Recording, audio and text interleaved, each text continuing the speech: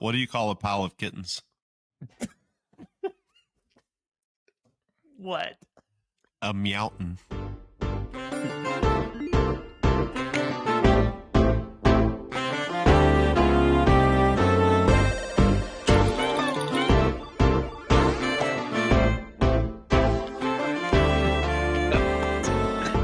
Welcome back to Brothers Know Best. This is episode 4. How we doing, boys?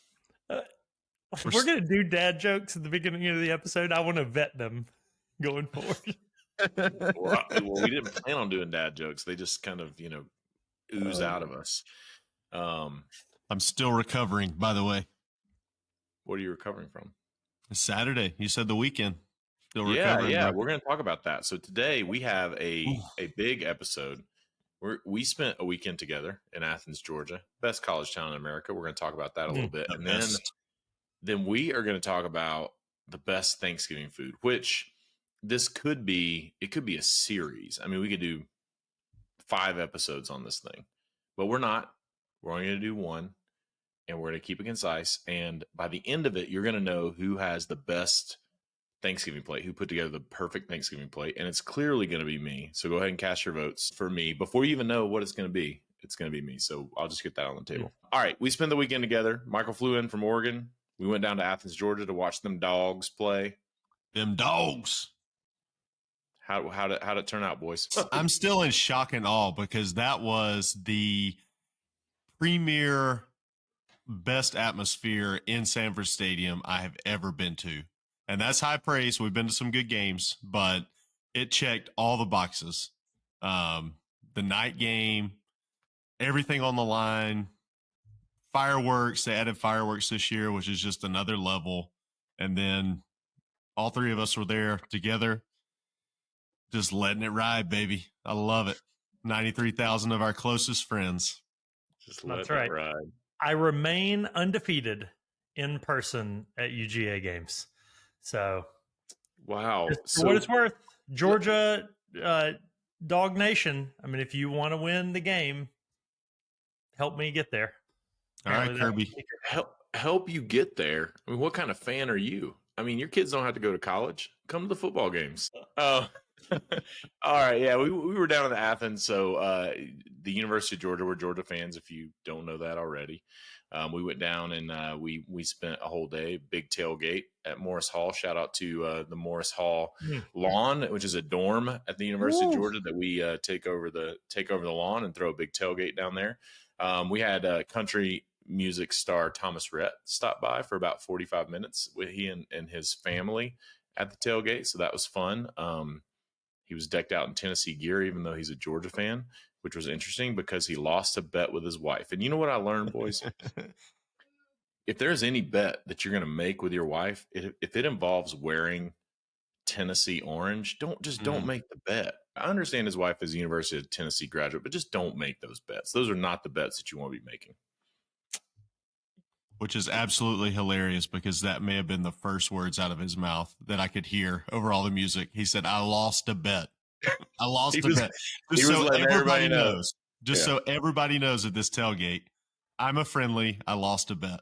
He was letting everybody know he did not want to be in that Tennessee orange. Michael, what was the best thing about the weekend? Well, the best thing about the weekend, let me just blanket statement. Best thing about the weekend was going to a Georgia game with John Tweet Sports. So I don't get to do that very often. So I just feel like I got the grand tour of Athens, which was great. Got into an elite tailgate, just phenomenal time. But the best thing about the game was sitting next to the mustached man up there. That was a whole experience in itself. If you have not watched a game, well, most of you have not watched a game with my little brother, but it is an uncomfortable and wonderful experience. Let me just tell you. Daniel and I, we go to games together. That's our thing. We're ride or dies. We've been to good games. We've been to bad games. We've been to heartbreakers. We've been to blowouts. We've been to all of them. And I will tell you one thing that is for sure. Daniel Smith from Rome, Georgia, is the biggest Georgia fan I have ever met in my entire life. and I have met probably thousands of Georgia fans at this point. Yep. Daniel Smith from Rome, Georgia is that dude. And when you are with someone who is as big of a fan as that, you better be prepared. You better know where all the exits are, the safety procedures. You better know where medical personnel is. You better know where the police are stationed, because anything can happen. Like any of those public service and safety people could be called for a number of reasons. But you just better be prepared, because this man does not hold back anything, good, bad, indifferent. And he didn't hold back on Saturday. It was a pleasure and a joy to watch. So, well, a pleasure and a joy. Yes, for the most part. But listen, okay, so we're going into the game, and I have not, like, we weren't sitting together for the first part of the game. Let me say that, because it was in a in-demand game, hard to get 3 seats with right next to each other. So John drew the short straw and was sitting in a different section. So it's me and Daniel. And so I'm already kind of on alert because I've heard the stories. So I asked John as we're walking into the stadium, hey, what tips do you have? Like, if I'm going to be with Daniel, what do I need to be on the lookout for? And your tip was elite, by the way. It was excellent. John said, the thing with Daniel is you can't pull him back until he's just over the edge. Like, if you try to stop him from getting to the edge, he's going to pull you off with him. He's going to pull you off with him. You got to let him go out on that edge and then pull him back while he's off balance, because otherwise you're both going. That's right. So I chuckled at that, and I thought, okay, I'll be mindful of it. So I'm expecting that's in relation to opposing team fans, right? So we get to our seats, and I look around, and there's not a Tennessee fan in sight. So I'm like, I'm safe. I just cleared the hurdle. Like, we're going to be good. Oh no, my friend, because Georgia went down 10-0 in the first quarter. And after Tennessee kicks that field goal, they're kicking off. And if in Georgia games, everybody stands up and says, "Go Dogs, sick 'em, hoo, hoo, hoo." Daniel stands up. Nobody around us is standing up. I mean, we're a defeated fan base in that moment. Like, it was a tough moment. Say that one more. Say that one more time, just for clarification. In that moment, we were a defeated fan base. No one was standing. No one was standing but Daniel. And so he's given it his all. He's in it, to your point, John. And he finishes yelling and barking and turns around and sees that he's the only one standing. And he proceeded to let us have it. I mean, he is lecturing all of section 335 is having to listen to this man say, "What are we doing? This is pathetic." And I'm trying to pull him back. And he said, "I said what I said." I mean, he was on a tear. So what do? I pick up my phone and I text, and I'm looking at the text message right now. I text John and I said, "SOS."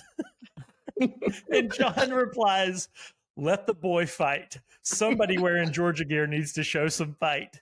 And I said, "But he's going to fight other Georgia fans." And John said, "If they die, they die."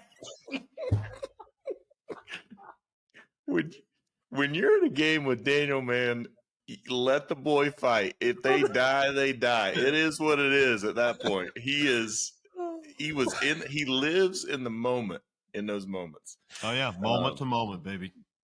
Oh man. But seriously though, you look around and there's nobody's doing anything. Like, that is the whole, I don't know about you guys, but I'm not I don't attend every game. I don't attend every home game. I'm not a season ticket holder. But I do try to make some of the bigger games, the bigger atmospheres. And I feel like, if I'm going to pay good money to show up, I'm going to enjoy myself. And if somebody around me, maybe if you got a free ticket, you're just like, yeah, whatever. But I look around and nobody is standing. Nobody's doing the Go Dogs where they take their hat off on the kickoff. But I will say, in their defense, after Georgia finally kind of mustered it up and Carson Beck took that hit, the light switch came on and everybody was engaged from that moment forward. I could not have been prouder to be a Georgia Bulldog that day. Everybody, if you can tell if we had time to tell the rest of the game history, we were all hugging and high-fiving and, everybody around us. You high-five a stranger, you hug a stranger, you tell them you love them, go Dogs. I mean, that's just what you do. Yeah. We're family, baby. Yeah, no, we were all barking by the end. And Yes, we were. I know we have a lot of family. I know we have a lot of friends, a lot of strangers that are listening to this podcast right now that do not understand Georgia fans barking. And I will tell you, we, for the most part, you'll see things on the internet contrary to this. We do not bark at other people. We bark at opposing football teams, and we bark with each other. And we were all barking with each other and at the opposing football team by the end. But and that's, for me, was just, it's a magical moment. I was teary-eyed. I looked over, guys. I look over, and there's a man that weighs about 295 to about 315 with a big long beard. And that man was barking, and he was barking from his gut.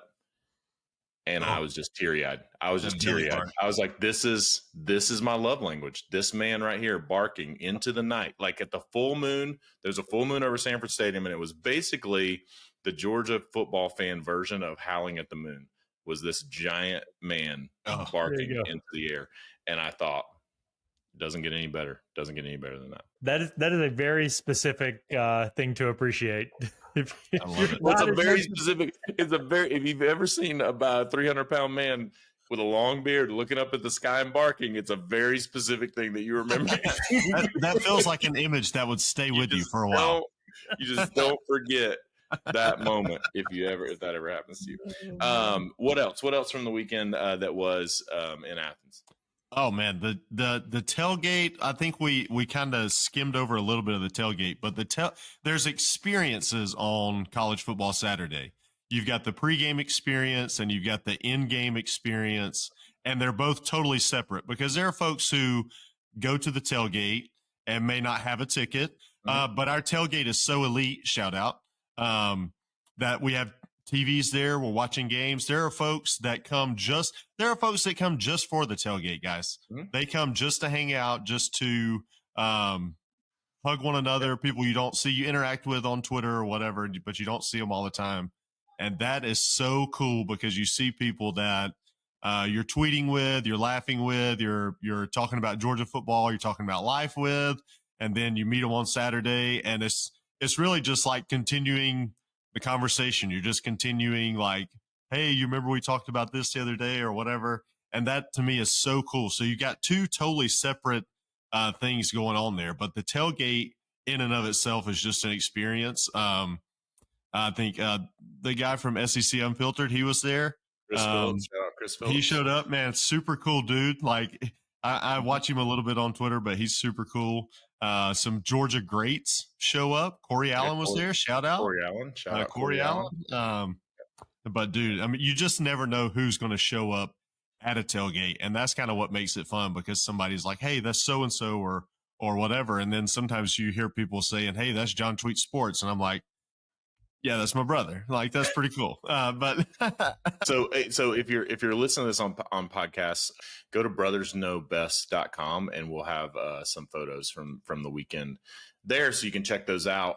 Had a great time, and I'm surprised that no one mentioned at this tailgate we had there's an open grill with about 3 skillets on it where guys were cooking up bacon, crispy bacon. And what they were doing is literally just thick cut crispy bacon, cooking it up right there on the grill and putting it on King's Hawaiian rolls. So it was literally a bacon slider.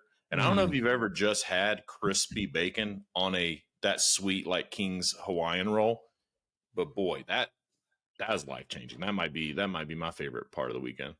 At around 4:15 with a 7:30 kick, and you've been at the tailgate for several hours, that will save your life. That will save your life. Bacon slider will save your life.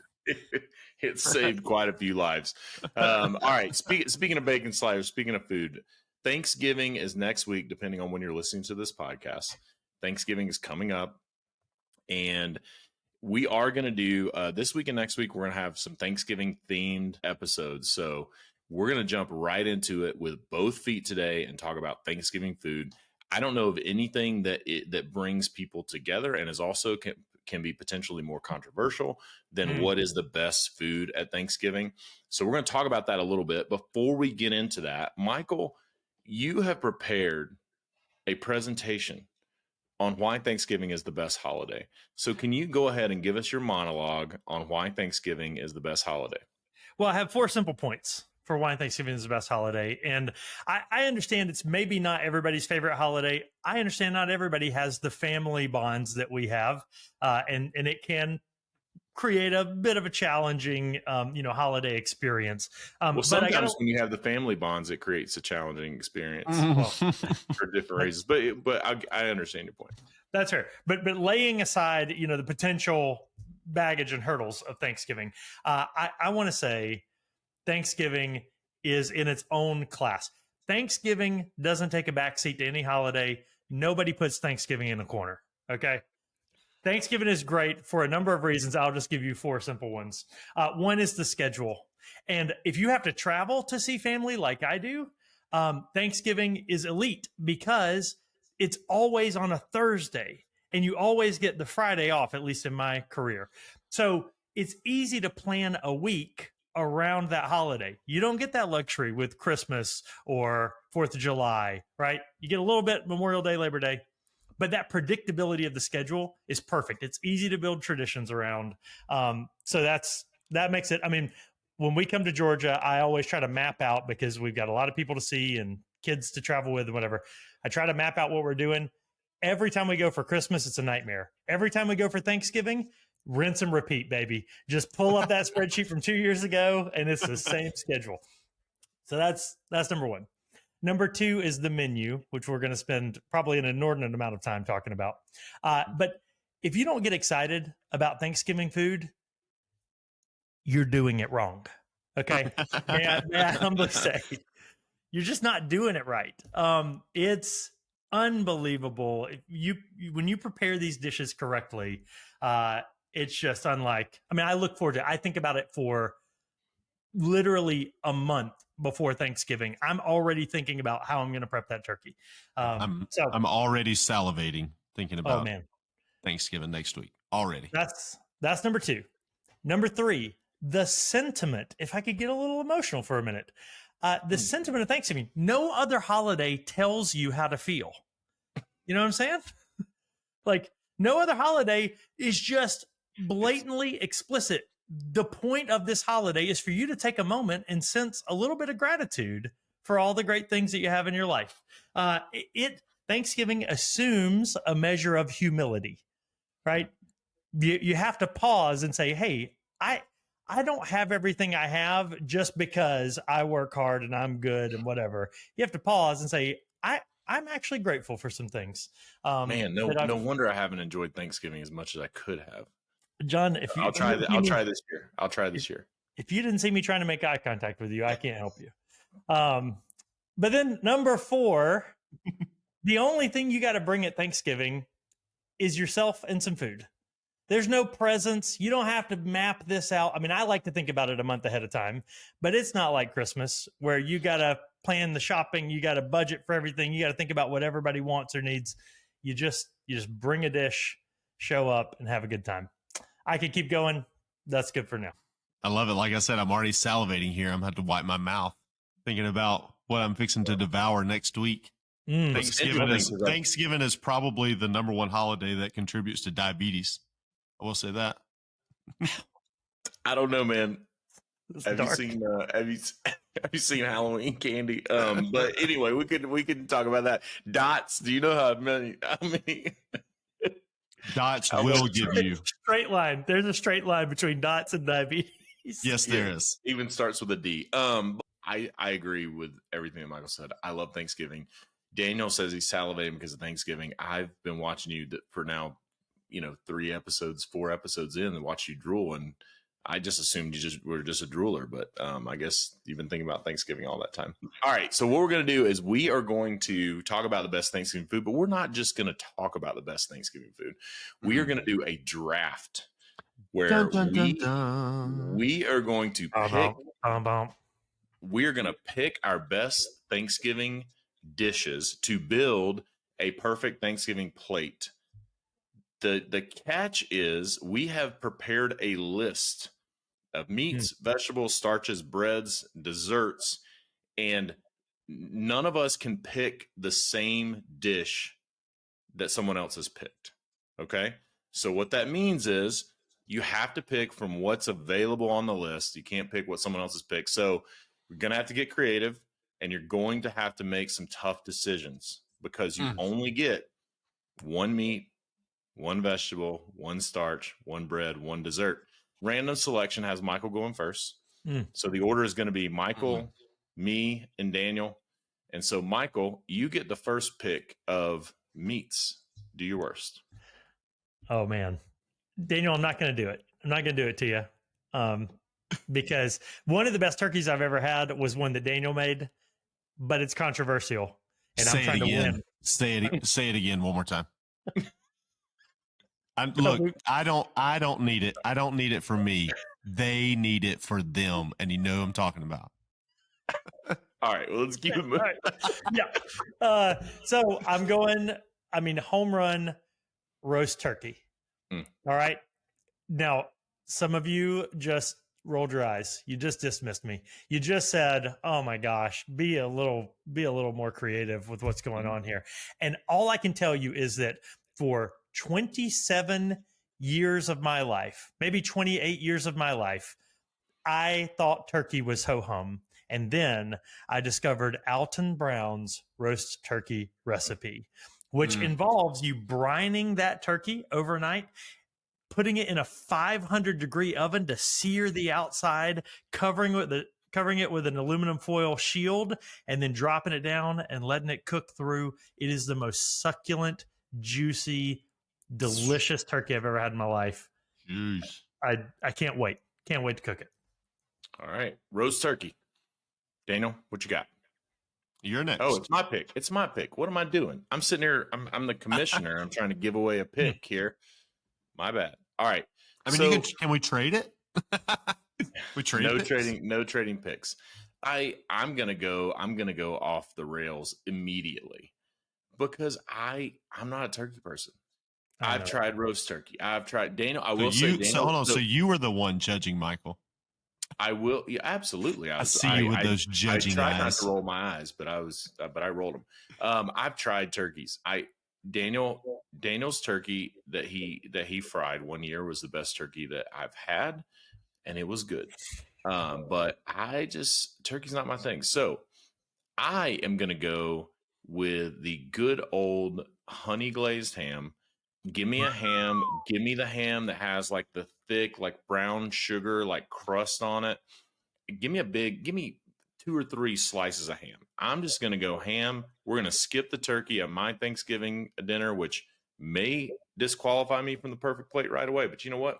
I don't care because I'm going for good. I'm not going for just because it's traditional. So I'm going with honey glazed ham. Speaking of, there was a honey glazed ham at the tailgate. There was. And it was honey baked ham at the tailgate. Anyway, all right. So I'm glad both of you are on board and already in my corner defending my deep fried turkey, because I know, just like you guys reacted. What was it, like 12 years ago? 13 years? It was a long time ago. I have a picture of it. Still think about it. Oh, yes. I do. As I used to work at the fire department, real quick backstory, and that's when the fried turkeys were really kind of taking off, and especially because people were throwing frozen turkeys in a deep fryer, which is absolutely insane. If you do that, don't invite me, please. I love that you say I worked at the fire department, and that's how I came to know about fried turkeys. Welcome to the South, baby. Welcome to the South. So I walk in, and my lieutenant at the time, he is preparing this turkey in a way I've never seen, nor did I ever want to see a turkey prepared. And I was like, what are you doing? Well, what he did was he took a thawed turkey, completely thawed turkey, you dry it. You go to Sam's and you buy the biggest jar of peanut butter that you can find. Peanut butter. Now, not crunchy, creamy, just for clarification.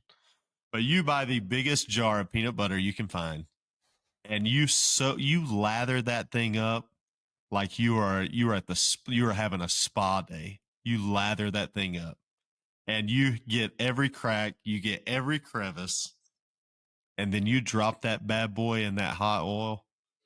And oh my gosh, I may need a minute here. Michael was talking about that high heat, how it sears the outside of a roast turkey. That's exactly what that oil does with a deep fried turkey. And that skin comes out absolutely perfect every time. I love the skin, but also that meat is so tender and juicy. Man, haters going to hate, but that is the best turkey you will ever eat. You will ever eat, period. I'm not voting for your plate overall, but I just will tell the people, like, that's the turkey I really want. But I know some of y'all won't be able to get past the peanut butter, so I didn't put it on my plate. But oh my gosh, I want that turkey. Yeah, well, we'll put recipes for some of these things on brothersknowbest.com, so y'all can take a look at them. Daniel, you get the pick. We're moving on to starches. So these are potatoes. This also includes mac and cheese, which I'm sure you're going to pick, Daniel, because we know your relationship with mac and cheese. Hash brown casserole, corn pudding, cornbread dressing, all that stuff. I could really throw an absolute curveball into this draft and draft mac and cheese to keep you guys from drafting it, because most people love mac and cheese and they would say, oh, mac and cheese is on that plate, it's already a winner. But that's not who I am. I am who I am. And I am going with my mother's sweet potato casserole, and I'm not even playing. Not even playing. All I need really is that fried turkey and sweet potato casserole on Thanksgiving. Now I want a whole lot more, and I eat a whole lot more, but I got to have those two. It's a strong start. It's a strong start. All right. I get the next pick of the starches. Boys, if sweet potato casserole is, what we have deemed mom's best, the dressing, like the dressing that mom makes, she makes it in like a deep pan, so it's tall and fluffy cornbread dressing. I'm gonna take the dressing. So I have ham and dressing. So your turkey and dressing people, y'all can just move on down the road. Ham and dressing, that's where we're starting with my plate. Man, y'all have left me with too many options. I'm just going to say. I expected you to grab up one or two of my favorites so that it would just leave me with an obvious choice. You did not do that. So by God, I'm going mac and cheese. Boom. Because I make a mac and cheese up here that all of my beloved Oregonian friends, they have consciences, I think is the word. Like they will only put so much butter in a dish, but I am not bound by that restraint being from the South. So can I just say real quick? No, wait. Bless their hearts. Bless their hearts. Bless them. Lord bless them. But I think that's why I don't like mac and cheese. For those of you who just keep like hounding me about mac and cheese, is because Michael was such a picky eater growing up. That's all he would eat. So mom would cook it every single day. And I think I just got burnt out at a young age. I really do. Because I did eat it as a kid. Well, we'll have the therapy session to talk about your mac and cheese related trauma some other time. No, we won't. We don't care. We don't care. You know what? Hey, wait. I don't want it either. I don't care. No, wait. Bless your heart. Bless your heart. Bless your heart. All right, round one and two official. So this is what we got. This is where we stand for all the people. Michael has roast turkey and mac and cheese. John has honey glazed ham and dressing. Daniel has fried turkey, sweet potato casserole. Michael, you get to kick off the vegetable round. What you got? Oh my gosh. Again, I think I had these reversed. I thought we were doing vegetables next. And again, I thought you guys would narrow down the field for me. But I got to go. Wide open like Arian Smith. You just got to catch it. You just Just catch it. Well, Well, this isn't hopeful right here. there's your problem. There's your problem right there. I'm going green bean casserole, but once again, I got to caveat a little bit because again, some of you have given up on the most amazing of Thanksgiving sides, but you make a real green bean casserole that doesn't involve canned soup, that involves a skillet and real mushrooms and real fried onions and cream and a roux and flour. I mean, that's legit. So green bean casserole. Green bean casserole. I will say, shout out to Mom. A few years ago, I won a green bean casserole. I sent her Alton Brown's green bean casserole recipe, which starts with you making it starts with you frying, like breading and frying onions, making a roux, all of that stuff.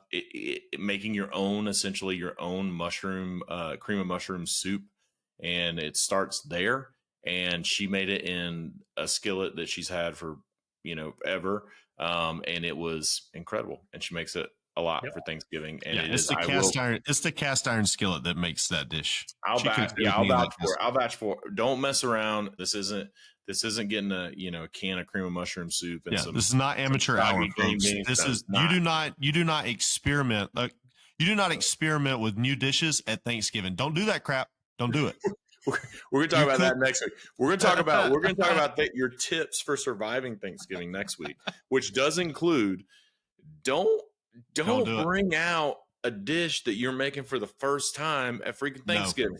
No. That is like putting a player who hasn't played all year into the game in the Super Bowl. You just don't do it. You don't show up to the Super Bowl and you have somebody over there that hadn't played a single snap. And you're like, yeah, we're going to run this guy out there on the field. Don't do it. People who do that mess around and get their feelings hurt, and then they don't show up for Thanksgiving next year. That's what happens. Well, two things. Okay, one, if you're experimenting with a new dish at Thanksgiving, making a dish for the first time, don't ask people how it is, because you're going to get your feelings hurt. No, don't ask Gran. Love you, Gran. Don't ask Gran. Don't ask for feedback if you don't want to get your feelings hurt at Thanksgiving. All right. I'm next with the vegetables. I'm gonna have to. This is a tough choice. This is an extremely tough choice. No, it's not. Based on this list.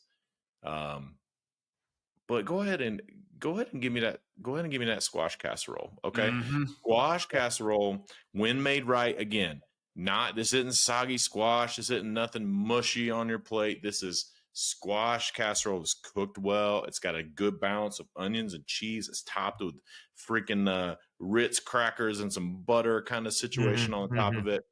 Give me squash casserole. We're going to ride with that for my vegetable. It's good. Also, it keeps me from putting literally anything green on my plate so far. It's good for Thanksgiving. You want a lot of yellow. That's a Thanksgiving yellow. I want fall colors on my plate for Thanksgiving.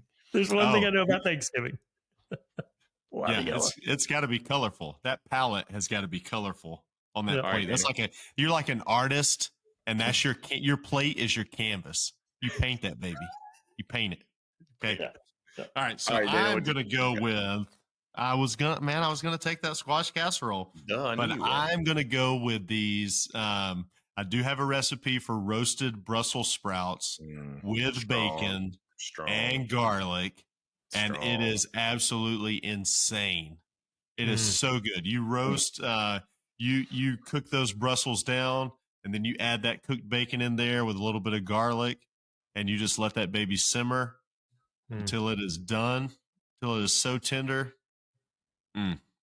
Strong. And don't then take those Brussels sprouts and pour them in a narrow, deep bowl so that only the top layer stays crispy and underneath it gets all soggy from the heat. No, don't do that. You got to spread that puppy out on some kind of baking sheet and just serve it as is. Boom. Boom. Good call. All right, Daniel, you get to pick first this round. We're going to move on to breads, which again, very controversial. Breads at Thanksgiving can be very controversial. You have some people that show up with like some kind of like pumpkin muffins and stuff. And, it's like, so this is for breads for us. It is, we kept the list relatively standard. Dinner Yeah, rolls, we don't cornbread, have biscuit. like grandmother's 150-year-old homemade sourdough recipe. Like No, all there that ain't none of stuff's that. There good, ain't but none of we're that. Y'all talking about enjoy stuff all you that. can get. Yeah. Yeah. All right. No. All right, Daniel, what you got? Oh, I like a little spice. I like a little heat in my bread. So I'm going to go with that jalapeno cornbread. Jalapeno cornbread. It's got some corn in there. It's got some jalapenos. It's got some cheese. Good Lord. That's good. I'm so glad you picked that because I'm not going to lie to you. Your first three, I thought Daniel was about to run away with this perfect plate. He had fried turkey, he had sweet potato casserole, he had Brussels sprouts. I thought this was going to be Thanksgiving, like perfectly Thanksgiving. Jalapeno cornbread may have taken the left turn. Don't mess around with Thanksgiving again when it comes to the bread. Okay, give me. I know. Can I just guess what you're going to take? Yeah, go for it. You are obviously going with those Sister Schubert's rolls. I know you are. 100,000%. I know you are. Because they're dinner rolls, okay? They're dinner rolls. Great. Sister Schubert's rolls. They're the yeast rolls. They got some girth to them. Hold on, girthy rolls? I don't know. Is that a fat joke? I'm trying to keep it together. Can we just please? I didn't mean push through. I didn't even want to say girth, but I said girth, and now I'm rolling with it. But these rolls, they have some substance to them. Okay, they're not. You don't have to eat like 4 of them to be like, oh, I had some rolls at dinner. And they are perfectly the perfect vessel for if you got something you want to sop up, if you got some butter that you want to just slather over the top. Whatever you want to do with this roll, you can do it. Sister Schubert's rolls, that's what I go with. And bonus, Mom, to my knowledge, has never burned a Sister Schubert's roll. Wow. Dinner rolls all the time. Sister Schubert's. So maybe it's because they're so good. She takes extra care around the oven because she knows the quality is there. That's a good point. I actually didn't think about your choice of bread plays that cleanup role on that plate. That's a good. I give you that. That's pretty solid. You got enough substance in there. Got enough substance in there. Just so we're clear, the Sister Schubert's you're going with are the square, big yeast rolls. Okay. Exactly, yeast rolls. Okay, not the little bite-sized rolls. No. We're not playing. No. So, all right. What you got, Michael? Bread. Well, now that Daniel said that, I just wanted to clarify because I'm taking the other Sister Schubert's rolls in the aluminum tin, the Parker House style rolls. Yeah. You throw that tin in the oven. Here's why. Because they're small, right? So if you filled up on all of the fixins and you just need a little cleanup, it's like when they released paper towels. They used to make paper towels like one big size, and then somebody said, you know what, we should perforate these like at a third, and then you can take 3 if you need 3. But if you only want 1, take 1. Those little Sister Schubert's rolls, man, it can be perfection if you just go pull one out of that tin, and that's it just satisfies. But if you still want more, there's more. But the only problem with those is your eyes and your mind are in conflict there, because your eyes are like, they're so small, like they're just bite size. But after you eat a whole pan of them, you're like, what have I done? What have I done to myself? For sure. Because we know, ain't nobody eating 1 or 2 of those little Parker House rolls. You probably are coming close to eating a whole pan. I don't know why I feel like this. When I ate that 13th roll, I just started feeling so full. Incredible. All right. After the starch and bread rounds, here's where we stand. Michael, roast turkey, mac and cheese, green bean casserole, Sister Schubert's Parker House rolls. Elite. John, honey glazed ham, dressing, squash casserole, Sister Schubert's big yeast rolls. Daniel, fried turkey, sweet potato casserole, roasted Brussels sprouts with bacon, and jalapeno cornbread. Hallelujah. I get 2 in a row, so I get to take that dessert. Go for it. I feel good. I feel good about this. Ladies and gentlemen, why even have Thanksgiving if you're not going to have pumpkin pie? Preach. And I don't have any kind of like great tips for you on pumpkin pie. Just don't mess it up. Just cook the pumpkin pie recipe off the can and it's going to be fantastic. Maybe you throw a little whipped cream on top. That's my only tip. But pumpkin pie hits every time. Pumpkin pie. I ate pumpkin pie so many mornings after Thanksgiving for breakfast. Like if you go to the fridge and there's nothing really that's quite like, that's quite tickling your fancy, I guess, if you say it that way. But then you see that leftover pan of pumpkin pie and you're like, I'm good.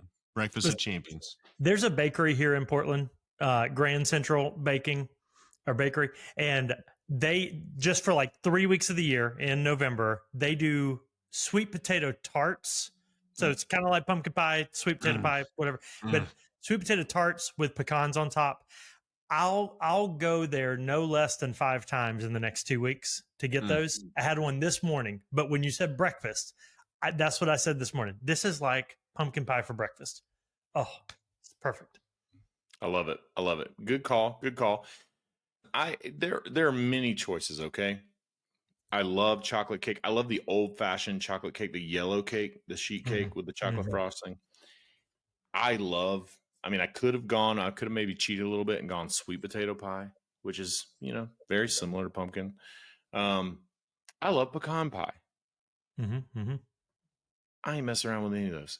Give me a good, solid apple pie with a scoop of ice cream. You know what's even better? Give me a fried apple pie. Give me one of those. Give me a little pocket. Some that's like a little apple cinnamon empanada, if you will. There you go. Give me that with a little bit of ice cream, and I will be happy as a clown. I'll be even happy as a clam. I'll be even more happy if you give me 2 or 3 of those.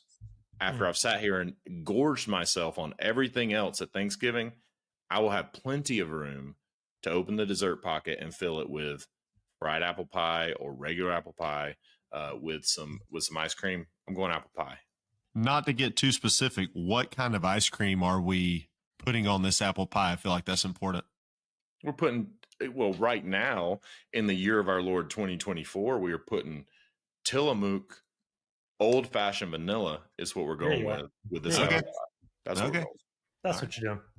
Fair enough. Yeah. All right, Daniel, dessert.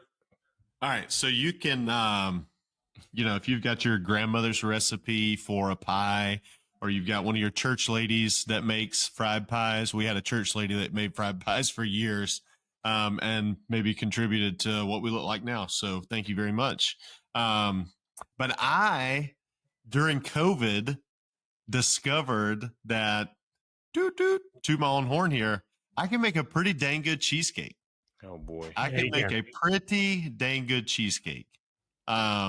And what I do is every one of my cheesecakes, the cheesecake is the same. I experimented with mixing in some fruit or mixing in some, whatever, but it messes the texture up. It changes the texture. It's off the rails. It's hit and miss.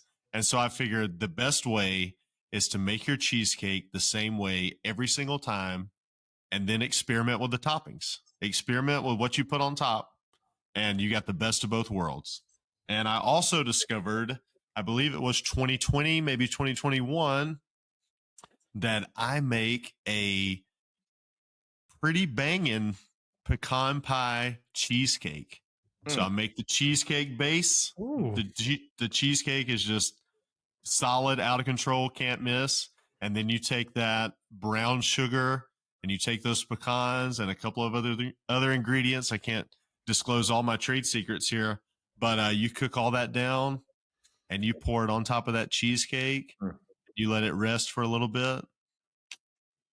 And is that kind of cheating because that's 2 in 1? But nah, I'm taking it.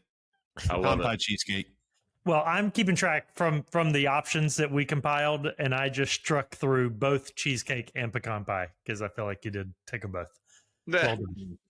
All right, so bonus round. We're gonna add. We can pick from any of the remaining items. You can throw one more thing on your plate. So Daniel, since this is a snake draft, you get to go first. You can pick from any remaining meats, vegetables, starches, breads, desserts. Throw it on your plate, and we'll finish this thing off. Oh, good Lord. Okay, so I see nothing else on this list but two things. And I can only pick one. And if Gran's making it, shout out to Gran. Love you, Gran. I gotta have that meatloaf. Put that meatloaf on my plate. I love Put it on there, baby. Going with the extra meat. Now that's strong. It's strong going with the extra meat, especially after you spent all that time telling us how good your fried turkey was. You're actually going to go with another meat. I am. Bold. It's a bold move. It's a bold move. I love Gran's meatloaf. Shout out to Gran. All right. I'm not going to mess around. I'm going to go with the good old hash brown casserole. So give me hash browns. Give me cheese, give me a little bit of onions, give me a little bit of some kind of cracker topping. Cook that thing forever. Bring it out hot. Put it on my plate. That also it satisfies. I want to burn my mouth. It's so fresh. I want to burn my mouth.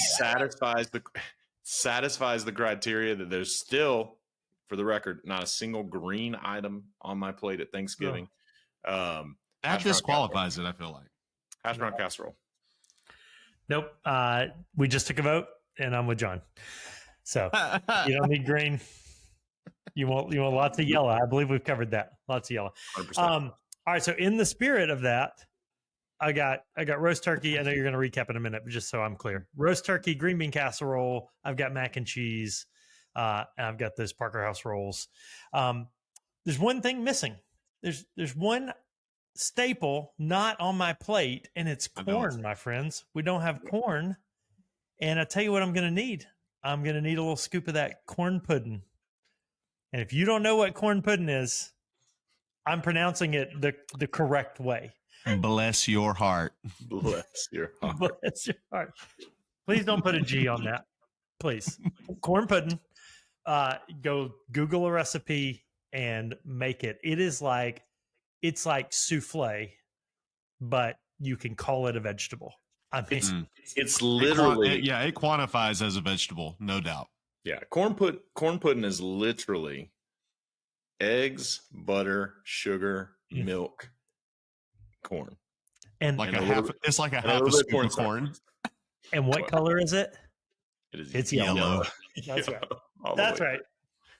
I love it. All right, corn pudding. All right, so we're going to recap. Here are the plates.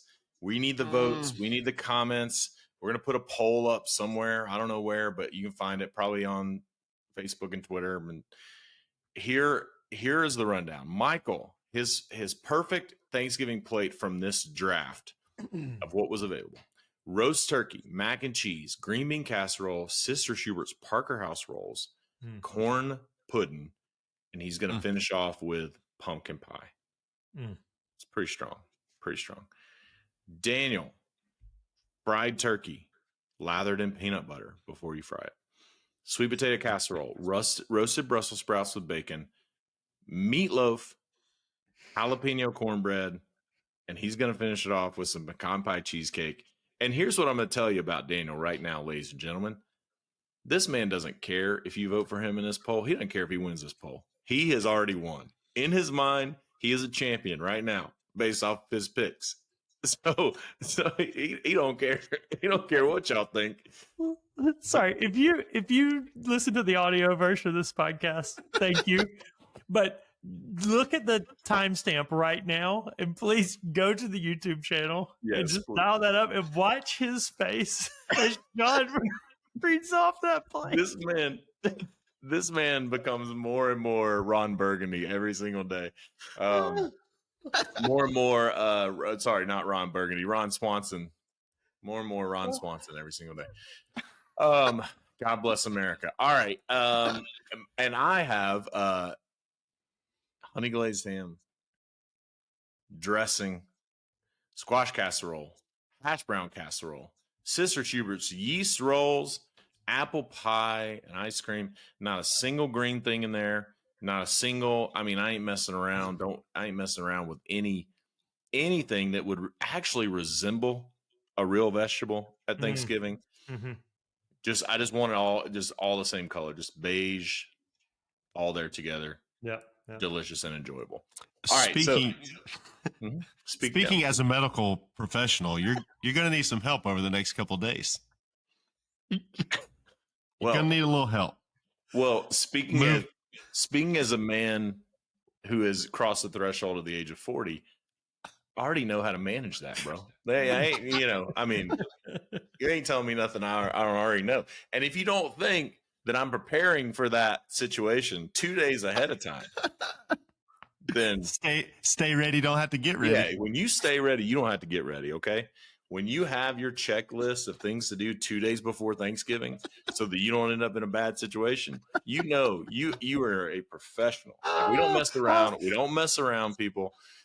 We know how to do. I love that you have to make a checklist. I love that you have to set a reminder on your phone. Well, it's like 2 things, but hey, you stay ready. You ain't got to get ready. All right, so we're gonna put those up where you can vote on them. Guys, let's also, before we get out of here, so we have all of these things, right? Mm-hmm. What's the one, maybe 2 dishes that like you would have put on your plate if it was available for your choosing when it came to you and it was not available? I'll go first. Mm-hmm. Sweet potato casserole would have been on my plate. You can pick it too, Michael. I mean, we can pick. Yeah, I probably will. Sweet potato casserole would have been on my plate.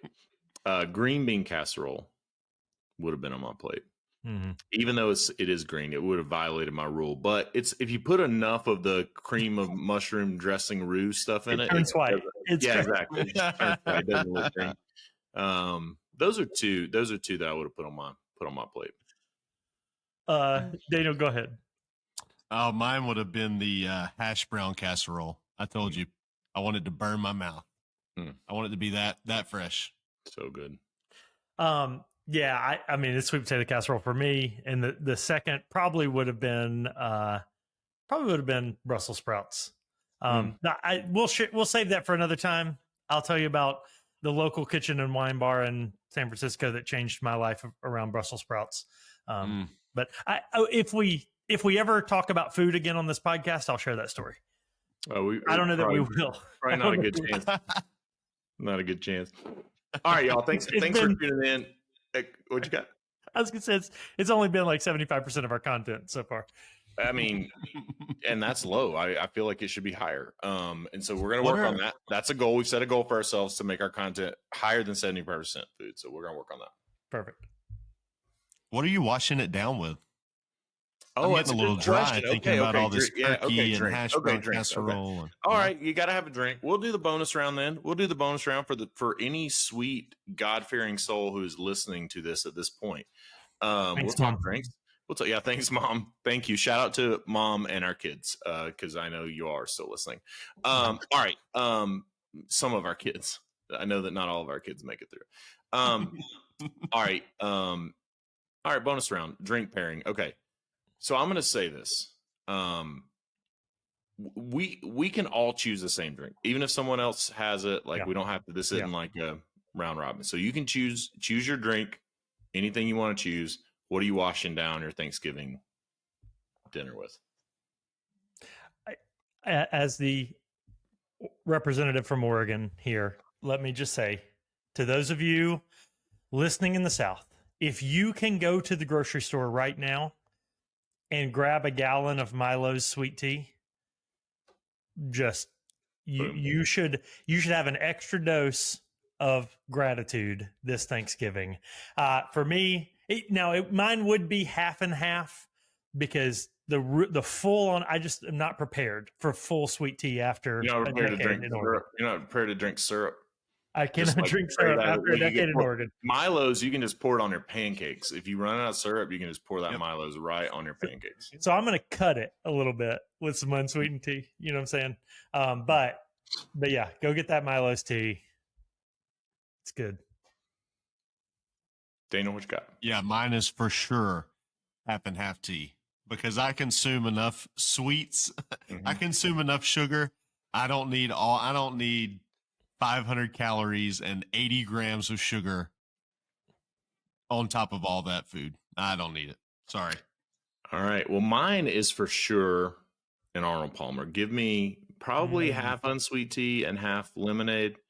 Arnold Palmer, love a good Arnold Palmer. Let me tell you a little bit of a twist. If you want to get adventurous at Thanksgiving, get you some unsweet tea, get you some sweet lemonade. Do about, maybe like a third unsweet tea, and then maybe like a little bit more than a third lemonade, so maybe almost a half, and then splash of cranberry juice. And boy, you want to talk about something good. A little bit. It's kind of like a little bit of a cranberry lemony tea situation. Very good. Try that at Thanksgiving if you want to be adventurous, and wash down that Thanksgiving food. All right, boys. Any parting words as it relates to your Thanksgiving draft? Anything you want to say? Vote for Pedro. That's it. Yeah. No, I'm sorry. I can't vote that way. Vote for me. Yeah, I mean, duh. Like, vote for me. This is a competition, okay? And I want to win it. So we're gonna put the poll out there. Go to brothersknowbest.com, and we're gonna have a few recipes out there. If you're listening to this first thing on Tuesday morning, it may not, check back, but it'll be up on sometime Tuesday with some Thanksgiving recipes, some things that we talked about. And then we'll be back next week. We are going to talk about Thanksgiving tips. We're going to talk about, maybe Michael will have another monologue prepared for something related to Thanksgiving. Maybe Michael will give maybe you can memorize Abraham Lincoln's Thanksgiving proclamation, and you can just recite that next week. I think that would be a good thing. I think your mother would be proud if you want to do that. I'll give it a go. She's already proud enough of him. He doesn't need to do extra. Michael doesn't need to go the extra mile. He is the extra mile. On that note, we'll see y'all later.